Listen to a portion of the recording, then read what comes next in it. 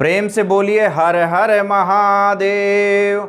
आदरणीय भक्तों, मैं आलोक तिवारी आपका अपने इस चैनल पर स्वागत करता हूं और आज की इस वीडियो में हम आपके सामने रुद्राक्ष जागृत करने की संपूर्ण विधि लेकर के प्रस्तुत हुए हैं। रुद्राक्ष को जागृत करना, संस्कारित करना, प्राण प्रतिष्ठित करना, ये सारी बातें एक ही चीजें हैं। कुछ लोग संस्कारित करना बोलते हैं, कुछ लोग जागृत करना बोलते हैं, कुछ लोग प्राण प्रतिष्ठा करना बोलते हैं। लेकिन आपको एक बात बता दें कि रुद्राक्ष कभी प्राण प्रतिष्ठित नहीं होता है। प्राण प्रतिष्ठा सिर्फ देवी देवताओं की मूर्तियों का किया जाता है। रुद्राक्ष जागृत किया जाता है, संस्कारित किया जाता है।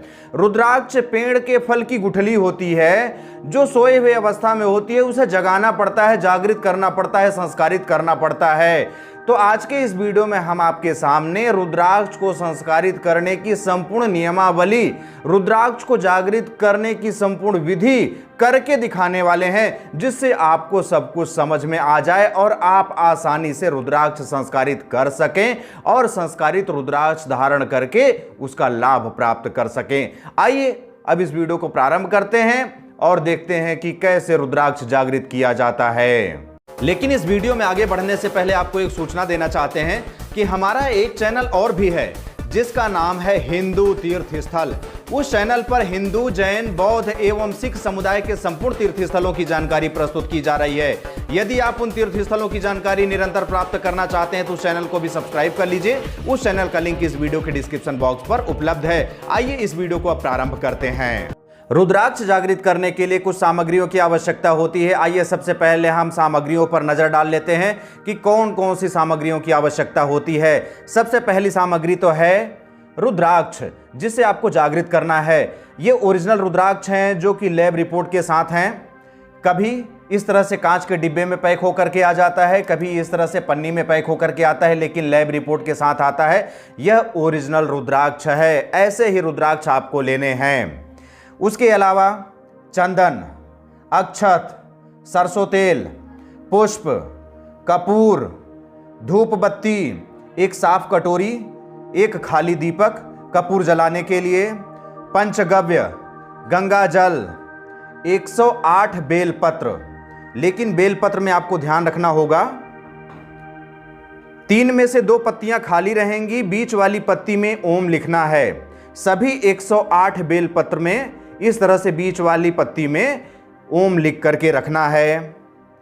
रुद्राक्ष की माला, गोमुखी, रुद्राक्ष को अभिषेक करा के पोंछने के लिए एक साफ स्वच्छ कपड़ा, स्वच्छ जल, 2 कांसे की थाली, एक छोटी थाली, एक बड़ी थाली। पंचगव्य कैसे बनाया जाता है, आप में से कुछ लोग जानते होंगे, कुछ लोग नहीं भी जानते होंगे। यदि आप जानते हैं तो अच्छी बात है, नहीं जानते हैं तो हमारे चैनल पर उसकी वीडियो उपलब्ध है। कैसे पंचगव्य बनाया जाता है उसकी संपूर्ण विधि बताई गई है। आप उसे देख करके पंचगव्य बनाना सीख सकते हैं। उस वीडियो का लिंक इस वीडियो के डिस्क्रिप्शन बॉक्स पर उपलब्ध है। दूसरी बात आपको बता दें कि आपको धूप बत्ती ही लेनी है, अगरबत्ती नहीं लेनी है। अगरबत्ती अपने पूजन में कभी भी शामिल नहीं करनी चाहिए, अगरबत्ती नहीं जलानी चाहिए। अगरबत्ती क्यों नहीं जलानी चाहिए, इसकी जानकारी भी हमारे चैनल पर उपलब्ध है। उस वीडियो का लिंक भी इस वीडियो के डिस्क्रिप्शन बॉक्स पर उपलब्ध करा दिया गया। आप उसे भी देख करके यह जानकारी प्राप्त कर सकते हैं कि अगरबत्ती क्यों नहीं जलानी चाहिए। आइए अब हम रुद्राक्ष को संस्कारित करने की संपूर्ण विधि आपके सामने करके दिखाते हैं। रुद्राक्ष जागृत करने से पहले आपको यह भी जानना होगा कि रुद्राक्ष जागृत कब किया जाता है। शुक्ल पक्ष के किसी भी सोमवार को, पूर्णिमा को एवं मासिक शिवरात्रि को रुद्राक्ष जागृत किया जाता है। आप इसी दिन रुद्राक्ष जागृत करें और जब रुद्राक्ष जागृत करना हो उसके ठीक 3 दिन पहले रुद्राक्ष को इस तरह से सरसों के तेल में डुबा करके रख दें। आप यह देख पा रहे हैं, सरसों के तेल में इस रुद्राक्ष को डुबा करके रखा गया है। इसी तरह से आपको 3 दिन पहले ही रुद्राक्ष को सरसों के तेल में डुबा करके रख देना है। तीसरे दिन उसे संस्कारित करना है। सबसे पहले आप अपने आप को शुद्ध कीजिए कुशा की सहायता से। यदि आपके घर में कुशा न हो तो पुष्प की सहायता से अपने ऊपर जल छिड़कते हुए अपने आप को शुद्ध कीजिए, पवित्र कीजिए। ओम अपवित्रः पवित्रो वा सर्वावस्थां गतो अपि वा यः स्मरेत पुंडरीकाक्षं सबाह्याभ्यंतर शुचिः। ओम पुनातु पुंडरीकाक्षः, पुनातु पुंडरीकाक्षः, पुनातु पुंडरीकाक्षः। इसके पश्चात आपको आचमनी करना है। दाहिने हाथ में इस तरह से जल लीजिए। इस जल को पीना है। ओम केशवाय नमः, ओम नारायणाय नमः, ओम माधवाय नमः। अब अंत में हाथ धो लेना है। ओम गोविंदाय नमः, श्री ऋषिकेशाय नमः। अब हम इस रुद्राक्ष को पंचगव्य से अभिषेक कराएंगे। इसके लिए छोटी थाली में इस रुद्राक्ष को निकाल करके रखना है। सरसों के तेल में से निकालिए और इस छोटी थाली में रख दीजिए। अब इसके पश्चात पंचगव्य से अभिषेक कराना है। अभिषेक के समय आपको मातृकाओं का मंत्र जाप करना है। मातृकाओं के मंत्र को पढ़ना है। ओम अम आम ईम ईम ऊम ऊम त्रिम ह्रीम ल्रीम ल्रीम ऐम ऐम ओम औम अम अहम कम खम गम घम अंगम चम छम जम झम यम टम ठम डम ढम अणम तम थम दम धम नम पम फम बम भम मम यम रम लम वम शम शम सम हम शम।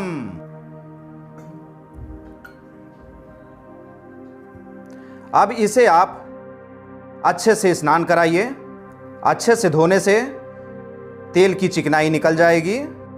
पंचगव्य से अभिषेक कराने के बाद अब गंगा जल से स्नान कराना है। यहाँ से निकालना है और गंगा जल में डुबा देना है। ओम सद्यो जातम प्रपद्यामि सद्यो जाताय वै नमो नमः भवे भवे नाति भवे भवस्व मां भवोद्भवाय नमः गंगा जलम स्नानम समर्पयामि। गंगा जल में स्नान कराने के पश्चात आप इसे साफ स्वच्छ कपड़े से पोंछ लीजिए। पोंछने के बाद एक साफ पात्र में, एक साफ कटोरी में रख दीजिए। अब पंचगव्य और गंगा जल इन्हें किनारे कर दीजिए और बड़ी थाली ले लीजिए। अब इस बड़ी थाली में 108 बेलपत्रों में से 5 बेलपत्र रखने हैं और एक एक बेलपत्र रखते समय आपको ओम नमः शिवाय मंत्र का जाप करते जाना है। ओम नमः शिवाय, ओम नमः शिवाय, ओम नमः शिवाय, ओम नमः शिवाय, ओम नमः शिवाय। 5 बेलपत्र रखने के बाद अब इसके ऊपर रुद्राक्ष को स्थापित करके इस रुद्राक्ष का पूजन करना है। सबसे पहले आपको चंदन समर्पित करना है, चंदन लगाना है। ओम श्री खंड चंदनम दिव्यम गंधाढ्यम सुमनोहरम विलेपनम सुरश्रेष्ठम चंदनम प्रतिगृह्यताम। उसके पश्चात आपको अक्षत छोड़ना है। ओम अक्षताश सुरश्रेष्ठम कुमकुमाक्ताः सुशोभिताः मया निवेदिता भक्त्या गृहाण परमेश्वरः। इसके पश्चात आपको पुष्प अर्पित करना है। ओम माल्यादीनि सुगंधीनि मालत्यादीनि वै प्रभो मया हृतानि पुष्पाणि गृहाण परमेश्वर। इस तरह से पुष्प अर्पित कर दीजिए। पुष्प अर्पित करने के बाद आपको धूप जलाना है। ओम वनस्पतिरसोद्भूतो गंधाढ्यो गंध उत्तमः आघ्रेय सर्वदेवानां धूपोऽयं प्रतिगृह्यताम्। अब धूप को किनारे रख दीजिए। इसके पश्चात आपको दीपक जलाना है। दीपक जलाने के लिए आपको कपूर जलाना है। ओम साज्यं च वर्ति संयुक्तं वह्निना योजितं मया दीपं गृहाण देवेश त्रैलोक्यतिमिरापहम्।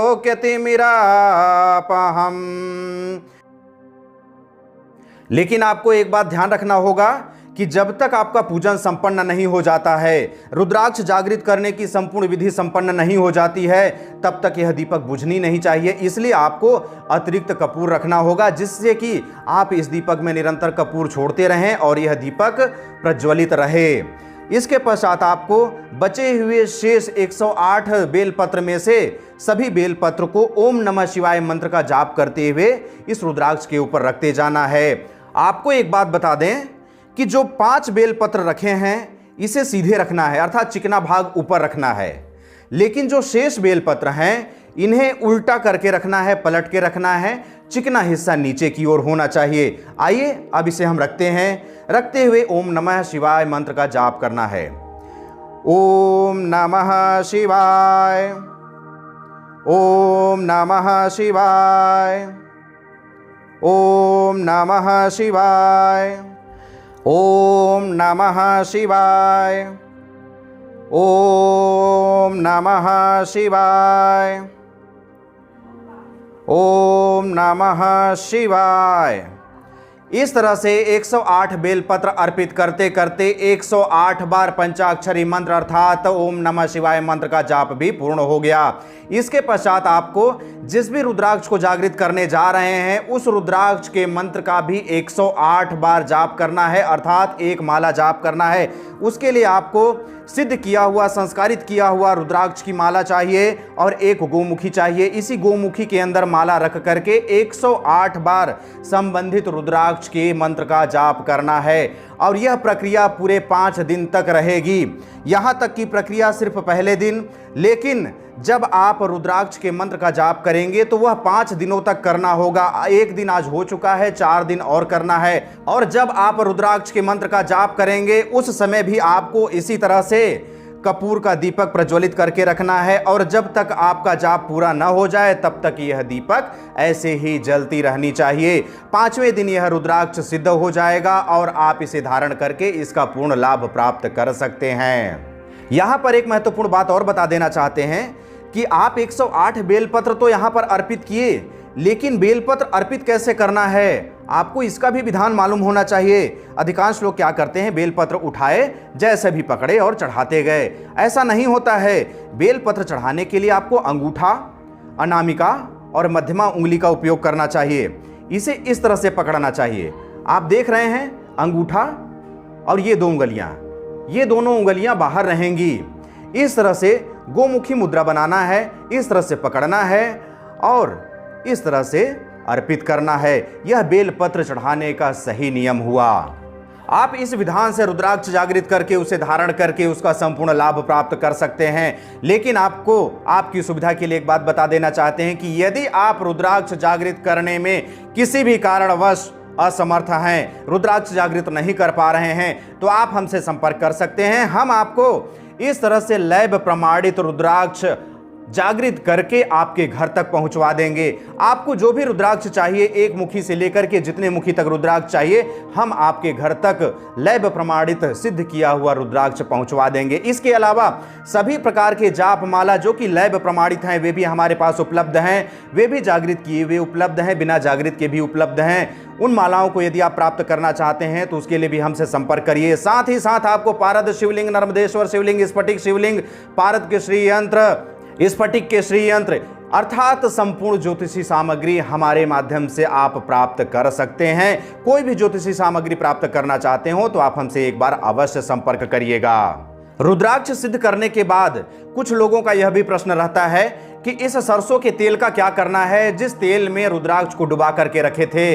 इसे कुछ नहीं करना है। आप अपने पूजन में जो दीपक जलाते होंगे वह दीपक इसी तेल से जला लीजिए, यह तेल उपयोग में आ जाएगा। रुद्राक्ष जागृत करने के लिए आपको रुद्राक्ष के मंत्र भी ज्ञात होने चाहिए। सभी रुद्राक्षों के अलग अलग मंत्र होते हैं, उन्हीं मंत्रों का जाप करना होगा। जब आप जिस रुद्राक्ष को जागृत कर रहे होंगे उसी रुद्राक्ष के मंत्र का 5 दिन तक निरंतर जाप करना होता है। वे सभी मंत्र हमारे चैनल पर वीडियो के माध्यम से उपलब्ध हैं। उस वीडियो का लिंक इस वीडियो के डिस्क्रिप्शन बॉक्स पर उपलब्ध है। साथ ही साथ इस वीडियो के डिस्क्रिप्शन पर भी वे सारे मंत्र उपलब्ध हैं, वहां से आप उन मंत्रों को प्राप्त कर सकते हैं। इस तरह से इस वीडियो के माध्यम से आप रुद्राक्ष जागृत करने की संपूर्ण नियमावली प्राप्त कर चुके हैं। मैं आशा करता हूं कि इस नियम से आप आसानी से रुद्राक्ष जागृत करके धारण कर सकते हैं, जिसका आपको पूर्ण लाभ प्राप्त होगा। आपसे एक अनुरोध भी है कि इस वीडियो को अधिक से अधिक लोगों तक शेयर कीजिए, जिससे कि रुद्राक्ष जागृत करने की नियमावली सभी लोग प्राप्त कर सकें और आसानी से अपने घर पर ही रुद्राक्ष जागृत करके धारण कर सकें। अब मुझे आगे दीजिए, मिलते हैं अगले वीडियो पर। तब तक के लिए जय हिंद, जय भारत, बम बम भोलेनाथ की जय। जय गुरुदेव।